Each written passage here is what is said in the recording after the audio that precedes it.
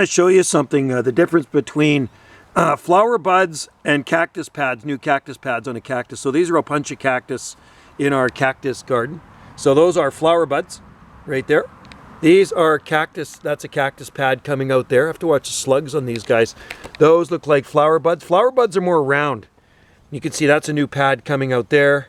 There's a new one that's opened up there. There's little ones down there, but you can totally see the difference. So and there's different types of Opuntias too. There's just so many different types of cactus, but looks like this one's got some flowers coming on it. And these are actually there's some new cactus pads coming on these Opuntias right here. There's some native stuff growing in here, but those are definitely flowers. Aren't they beauties? So stay tuned for a video of these when they are in bloom. I forget what color they are. We have yellows, we have kind of magenta, and they're happy. There's some native cactus right there too, right? So, and then there's native succulents in here as well. Sedum spathifolium succulents blooming here. Those grow wild on our island. And just a whole mix mash of stuff growing in here. But I love cactus because they don't take a whole lot of water.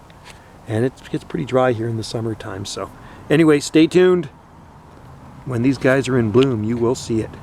Thanks for watching. Cheers.